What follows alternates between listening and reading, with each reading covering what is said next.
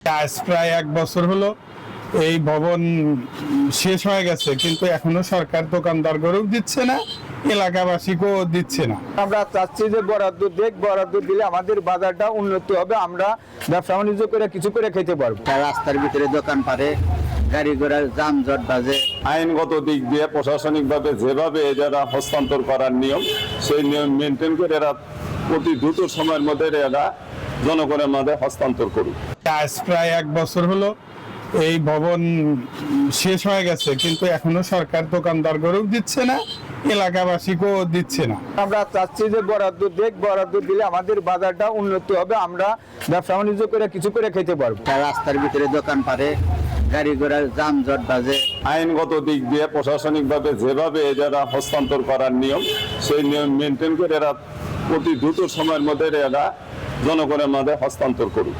নির্মাণ কাজ শেষ হওয়ায় 2 বছর পেরিয়ে গেলেও সিরাজগঞ্জের কামারখন্দ উপজেলার পাইকশা বাজারের ব্যবসায়ীদের কাছে দোকান বরাদ্দ দেওয়া হয়নি, যার ফলে বাধ্য হয়ে সড়কের ওপর এবং ভবনের পাশেই ব্যবসা পরিচালনা করছেন অনেক ব্যবসায়ীরাই।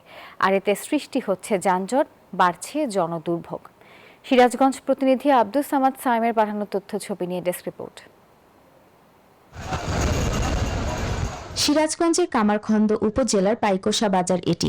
আধুনিক সুযোগ সুবিধা নিশ্চিত করতে সরকারি অর্থায়নে 3 কোটি টাকা ব্যয়ে নির্মাণ করা হয়েছে দ্বিতল মার্কেট ভবন। ভবনটির নির্মাণ কাজ শেষ হয়েছে 2023 সালের 30 জুন, আর তা হস্তান্তর করা হয় উপজেলা প্রশাসনের কাছে। তবে 2 বছর পেরোলেও দোকান বরাদ্দ না দেয় ভবনটি ব্যবহার করতে পারছেন না ব্যবসায়ীরা। ফলে বাধ্য হয়ে সড়কের উপর কিংবা সড়কের পাশেই ব্যবসা করছেন অনেক ব্যবসায়ী। দেশ জুড়ে যে কোনো কেনাকাটায় 10,000 টাকার বেশি অফার, তাই পেমেন্ট মানেই বিকাশ। আজ প্রায় 1 বছর হলো এই ভবন শেষ হয়ে গেছে, কিন্তু এখনো সরকার দোকানদারগরেও দিচ্ছে না, এলাকাবাসীকেও দিচ্ছে না। আমরা চাচ্ছি যে বরাদ্দ দিলে আমাদের বাজারটা উন্নতি হবে, আমরা ব্যবসা বাণিজ্য করে কিছু করে খেতে পারবো। রাস্তার ভিতরে দোকান পারে, গাড়ি ঘোড়ার যানজট বাজে।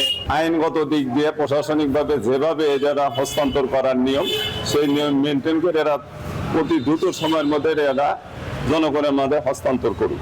এদিকে যাচাই বাছাই করে দ্রুত সময়ের মধ্যে পাইকশা বাজারের দোকানগুলো ব্যবসায়ীদের কাছে হস্তান্তরের কথা জানিয়েছেন উপজেলা নির্বাহী কর্মকর্তা। যারা ওখানে আগে দোকান ছিল, যারা ক্ষতিগ্রস্ত হয়েছে, তাদেরকে প্রায়োরিটি দেওয়া হবে এবং ওইখানকার যারা স্থানীয় তাদের কাছ থেকে আসলে দোকানের বরাদ্দের জন্য সার্কুলার দিয়ে আহ্বান করা হবে। তারা আবেদন করতে পারবে, আবেদনের ভিত্তিতে দোকান বরাদ্দ দেওয়া হবে। ব্যবসায়ীদের ভোগান্তি কমাতে ভবনটি দ্রুত চালু করার দাবি স্থানীয় ব্যবসায়ীদের।